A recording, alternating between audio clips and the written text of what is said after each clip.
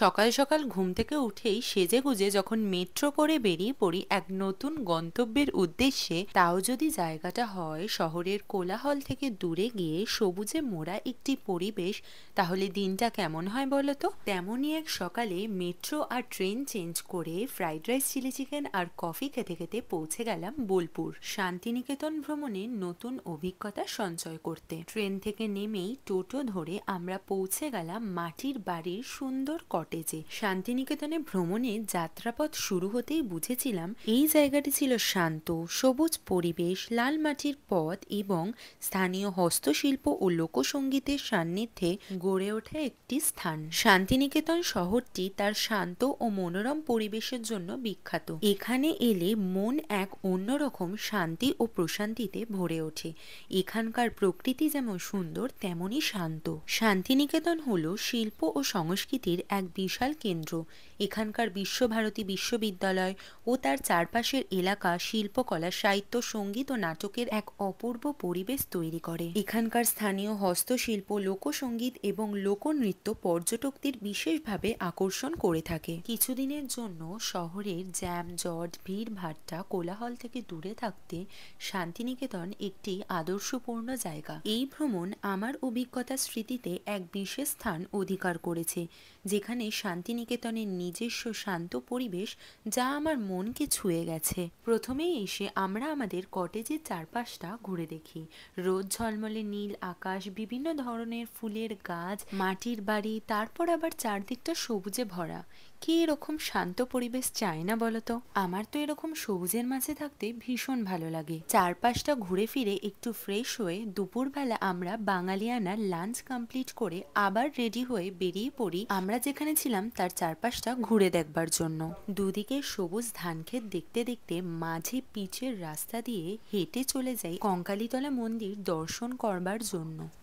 কঙ্কালীতলা মন্দির পশ্চিমবঙ্গের বীরভূম জেলার কোপাই নদীর তীরে অবস্থিত একটি বিখ্যাত শক্তিপীঠ, যেখানে দেবী সতীর কঙ্কাল বা কোমর পড়েছিল বলে বিশ্বাস করা হয়, তাই এর নাম কঙ্কালীতলা। এখানে দেবীর কোনো বিগ্রহ নেই, বরং একটি পবিত্র কুণ্ড আছে যেখানে কিছু পাথরকে দেবীর অংশ বলে মনে করা হয় এবং মা কঙ্কালীর ছবি পুজো করা হয়। দেবী এখানে দেব গর্ভা নামে পূজিত হন এবং ভৈরব হলেন রুরু। শান্তিনিকেতন থেকে প্রায় 7 থেকে 8 কিলোমিটার দূরে অবস্থিত এই মন্দিরটি হিন্দু তীর্থযাত্রীদের কাছে অত্যন্ত গুরুত্বপূর্ণ একটি স্থান বা মন্দির। কঙ্কালীতলায় আমরা আরতি দেখে মায়ের আশীর্বাদ নিয়ে অন্ধকার রাস্তা দিয়ে আমরা আমাদের রুমে ফিরে এলাম। যখন আমরা ফিরে আসছিলাম তখন রাস্তাটা ঘুটঘুটে অন্ধকার হয়ে যাচ্ছিল, টর্চ জ্বালিয়ে আসতে হয়েছিল। রাস্তার চারপাশে আমরা কিছুই দেখতে পারছিলাম না, চাঁদের আলোয় যতটুক দেখা যাচ্ছিল আর কি। রুমে ফিরে এসে আমরা চিকেন পকোড়া আর স্যালাড খাই আর রাত্রিবেলা ডিনার করে সেদিনকের মতো একটা ভালো ঘুম দিই।